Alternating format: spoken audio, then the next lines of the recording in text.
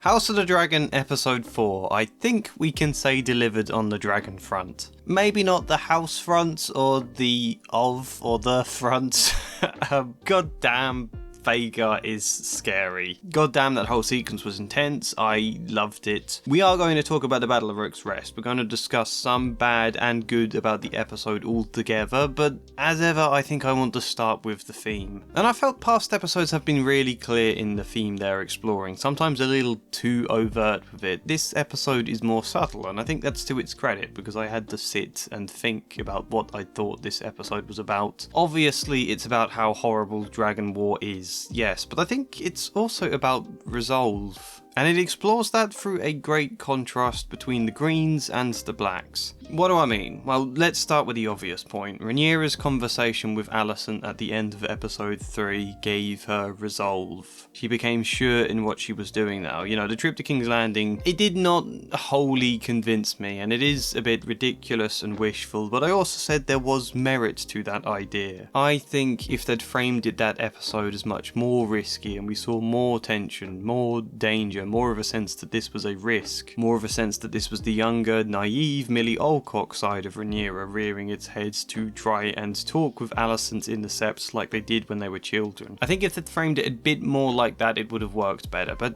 here, it does heighten important character development. Yeah, Rhaenyra's council thought it was ridiculous and wishful, but Rhaenyra felt she needed to go. She needed to know that war cannot be avoided before she could commit herself 100% to it. Which is almost certainly what we're going to see her do now. Rhaenyra becoming more and more unflinching, unwavering, perhaps even vicious and brutal in her pursuit of the crown. That's an important development. I've seen a lot of people complaining Rhaenyra isn't brutal enough in the show, and to that I say, A, remember the book is written from a biased perspective against the blacks, and B, characters are allowed to develop over time. I've seen a lot of comments saying that the show is afraid to paint women in a bad light, which I think is a really odd interpretation. You know, I can see why you'd have problems with Rhaenyra not being more brutal, but let's be curious about why things are done a certain way first, and if there are merits to it, before we decide to judge the writers being afraid. You know, if you still don't like it, that's absolutely fine, but I think Rhaenyra is a fascinating character, now on the cusp of something big, and I'm really looking forward to that. And she's even much more righteous now, you know, not just cemented in a mind that Viserys did in fact want her to be heir, but also her duty to the Song of Ice and Fire that Alicent is neglecting and doesn't understand. The Song of Ice and Fire is a plot point I've never fully been behind in this show. I think it's a bit too overt and feels a bit too much like an obvious reference to Game of Thrones, but it does make sense, and we all know how many horrors can be committed beneath the unwavering resolve of the righteous. So that's Rhaenyra, and on the other hand, Alicent's resolve is faltering. She spends this whole episode hiding away, drinking copious amounts of alcohol and obviously moon tea, scouring over Viserys' books in search for this Song of Ice and Fire, but to no avail, and she's doubting herself. She looks a little bit dishevelled even. She is not supporting her sons or the council. It's great. Only weeks ago my lord husband was alive. Now I've barely had the hours to grieve one tragedy before suffering the next. As a side note, Helena is completely absent again. All these people have zero interest in how she's doing, and I don't know what this story is building to with Helena, but I feel certain she's going to at some point burst onto the scene again in a dramatic, probably tragic way, and the fact everyone has been ignoring her will be a big part of its cause. But yeah, Jace, we see him growing more sure of himself. He is also learning about the Song of Ice and Fire, and he is stepping up in his mother's council, whereas if we look at King's Landing, no one pays a blind bit of interest in what Aegon thinks. In Dragonstone they want Rhaenyra's leadership, they're angry when she disappears. When Aegon walks out of his council, they just carry on as though absolutely nothing has changed. They don't even remark on him walking out. Rhaenyra and Jace both have resolve now, they both know what they're they're fighting for. Aegon, though, he's kind of bored. He wants to feel important, to prove himself. He wants to do something, anything. Despite the Blacks' weakening position, I think we're seeing them grow more certain of their cause, even to the extent Rhaenys willingly sacrifices her life despite knowing full well she could have flown back to Dragonstone. No, she committed 100% to fighting Vhagar. The Greens, however, are growing in strength, but becoming less sure. Alicent is absent. Aegon doesn't know what he's doing. I feel sorry for him here. You know, his brother is deliberately showing him up in council. I imagine partly out of revenge for the last episode in the brothel. Aegon struggles to speak Valyrian at all, which makes it unclear if he even understood what Aemond said to him. He talks to Sunfire in the common tongue. No one wants his opinions. Aemond is actively going behind his back with Criston Cole. And so he seeks out comfort and guidance from his mother, who acts exactly as Otto Hightower would have done. Poor Aegon. He tries to be a good king, but he never had much guidance from his dad. Otto and Alicent were more interested in scolding him than teaching or encouraging. But what if there had just been classes to help Aegon learn effectively? What if? Yeah, today's video is sponsored by Skillshare, the biggest online community for learning on a ton of different topics with thousands upon thousands of creative classes. Everything I've learned about writing I learned through trial and error and reading novels, and that means I'd sometimes get in a mess making obvious mistakes because I'd never been taught the pitfalls or the best way to approach things. Enter a load of classes by very smart people, all divided up neatly. I bombed through Myla Goldberg's creative writing bootcamp. I'm now bombing through several different classes on how to pitch your story to publishers or agents. That will become very handy very soon for me. Learning Italian, I've been doing that on and off since the age of 16. Here's a ton of full classes with adjacent community projects, and there are beginner, intermediate, advanced levels. You know, sometimes it's not so much the act of learning that's hard, it's how daunting it is when you don't know what to learn or which places to start and you feel a bit lost, and then that just makes you want to give up. But no, join Skillshare, try out some classes. They also have learning paths, which are like a cleverly curated collection of courses on a particular subject, just to make it that bit easier. Hang on, there's a learning path for editing with DaVinci Resolve. If my editing skills suddenly become actually good in the next few months, you know why. But whatever it is, writing, film, art, cooking, coding, how to set up an Etsy shop,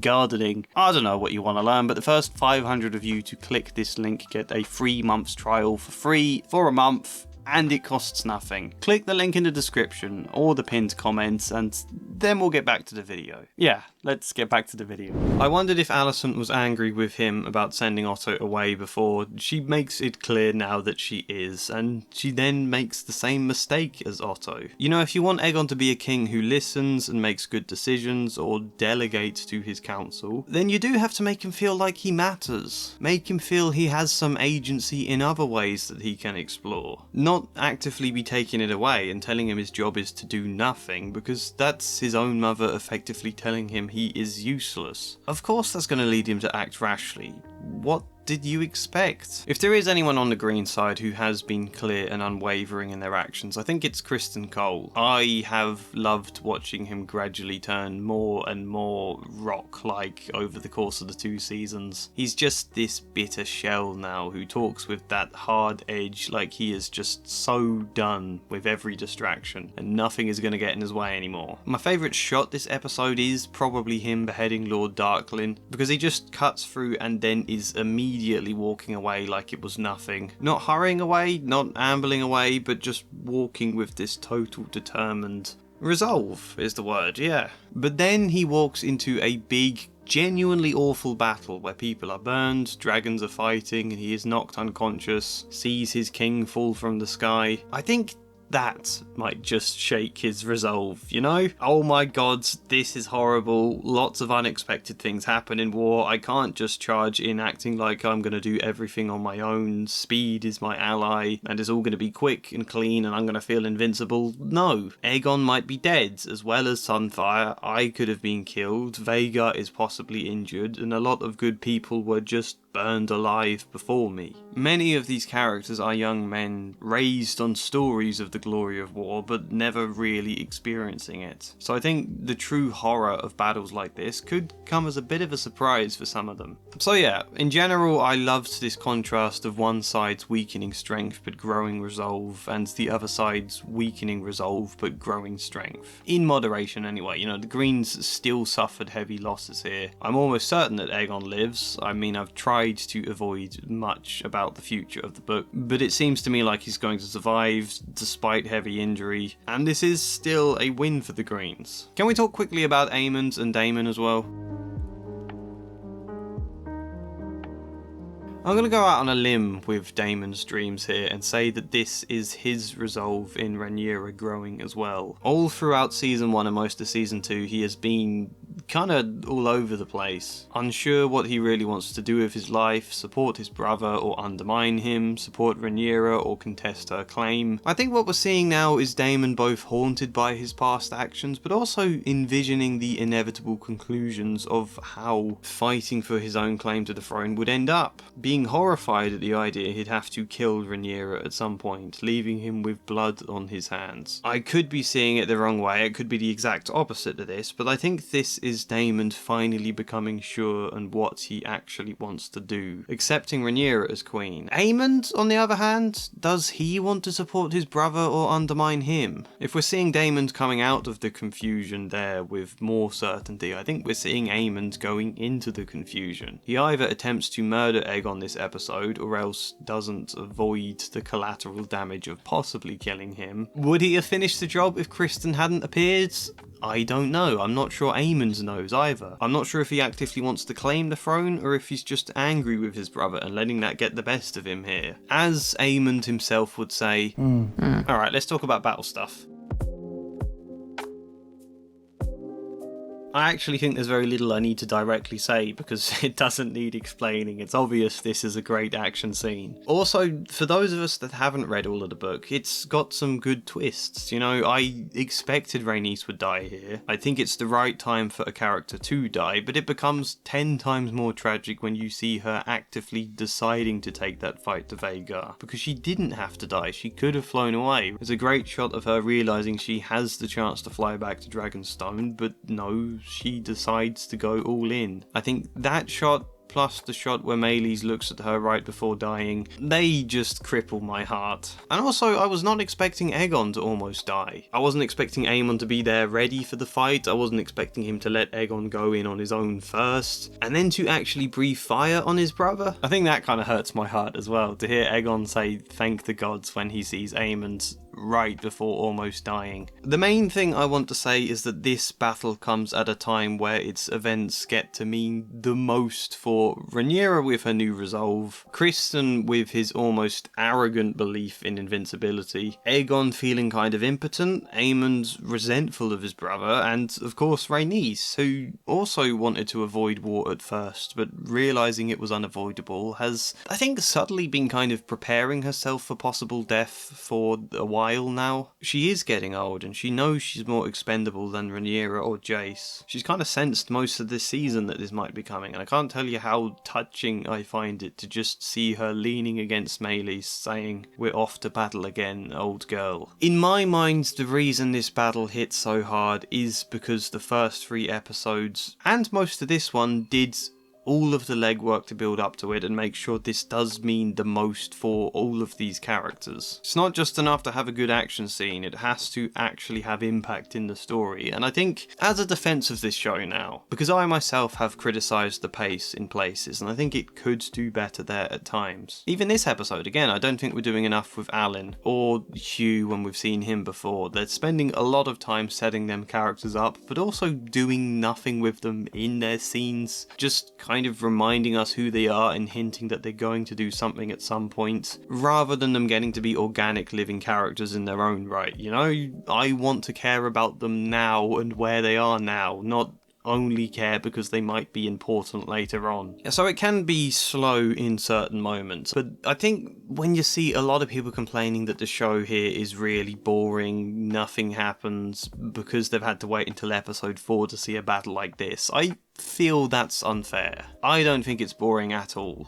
This is a show about politics and complicated social and family dynamics. It is chock full of that stuff, and I find that really interesting. If you don't, and you're only watching for the dragons and the big battles, then I think it's just not your taste. House of the Dragon delivers a battle like this when it's earned by all of the politics and the social and family dynamics to really land with as much impact as possible. I think if we'd had this battle sooner, it wouldn't have worked as well, and it would have been a disservice to everything that has been engaging about the last 3 episodes. So I don't know, I feel like this is normally where people start talking media literacy and say people aren't smart enough for this show if they find it boring. No, I think it's more a question of taste, and I again don't think the show is faultless in its pacing. I think there is a fair argument to make somewhere there. In fact, I think 2 episodes of Daemon now just hanging around reflecting on his past is more than enough. I'd like to see some progression with him now. I think mainly what I'm saying though is that I hate how polarised the discussion about this show is. If you think it's the worst thing ever, or if you think it's absolutely flawless and anyone who offers any criticism at all just